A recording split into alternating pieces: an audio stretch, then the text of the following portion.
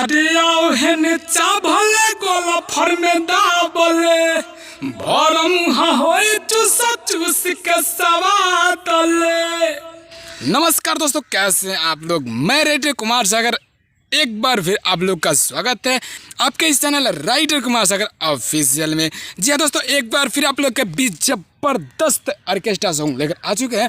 ये गाना बवाल करे क्योंकि लगन चल रहा है और ये बहुत ही ब्लास्ट मैटर है, तो इस गाने का पूरा देखें ताकि आपको समझ में आ सके कैसा गाना है। चलिए फटाफट आपको बताते हैं ये गाना कैसे लिखा गया है। दोस्तों ये रहा इसका मुखरा, आपको बता दें कैसे लिखा गया है। दोस्तों जो ब्लैक से है उसको लड़की गाएगी और जो रेड से है उसको लड़का गाएगा। चलिए बता दे कैसे। ए राजा आजू सुहाग वाली रतिया काहे बैठे ल मुहावा फुलाई, फिर आगे होगा आव नथिया हटाव प्यारे कर लुटलैनी खजाना जोगाई, फिर आगे होगा कैनी सोरा हो सिंगार तबो कर इनकार बोला हमारा जवानी में का मैल बा, फिर आगे होगा कवनों के गइल बा कुंवारे में के कइल बा, फिर आगे होगा झूठो ही कहेली काम हो नहीं भइल बा। दोस्तों बहुत ही बवाल मैटर है, बहुत ही ज़बरदस्त मैटर है। तो चलिए आपको बताइए ये गाना कैसे है, बताइए इसका डमी आप इसको कैसे गाएंगे बिना समय को गाते हुए। ये है इसका डमी। ए राजा आजू सुहाग वाली रतिया काहे बैठे लमुहावा फुलाई, आव नथिया हटाव प्यारे कर लुटलैनी खजाना जोगाई, कैनी सोर हो सिंगार तबो कर इनकार बोला हमारा जवानी में का मैल बा। अरे कवनो के गइल बा कुंवारे में के कइल बा, झूठो ही कहेली का महौ नहीं भइल बा। दोस्तों ये था मेरा मुखरा, और आपको मुखरा कैसा लगा ये ज़रूर हमको बताइएगा कमेंट करके, और अच्छा लगे तो लाइक कीजिएगा। चलिए बताइए इसका पहला अंतरा वो कैसे लिखा गया है। बहुत ही शानदार है, आप इसको अच्छे से गाइएगा, अच्छे सिंगर से गवाइएगा तो बवाल करेगा 100%। ये रहा इसका पहला अंतरा आपके स्क्रीन पे।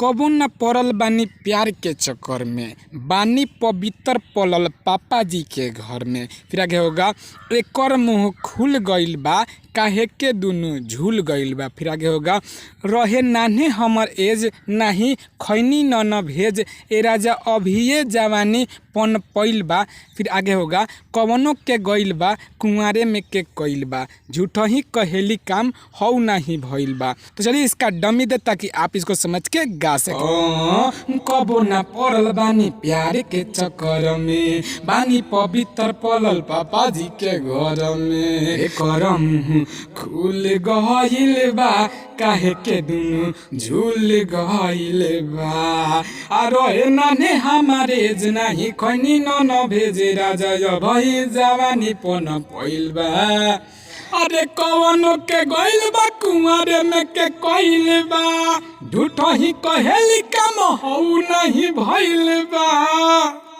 दोस्तों ये था मेरा पहला अंतरा। चलिए इसका लास्ट अंतरा बताए वो कैसे लिखा गया है। तो ये आपके स्क्रीन पे।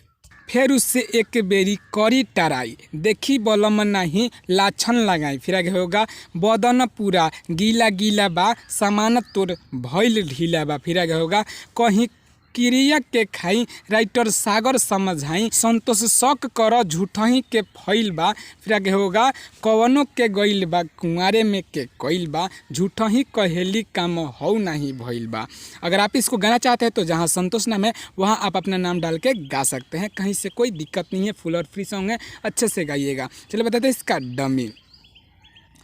हम फेरू से कबेरी करी टाराई देखी बलम नाही लाछन लगाई, बदन पूरा गीला गीला बा सामान तोरे भइल ढीला बा, कहीं क्रिया के खाई राइटर सागर समझाई संतोषक कर झूठही के फैल बा, कवनों के गइल बा कुंवारे में के कइल बा झूठो ही कहेली काम हौ नहीं भइल बा।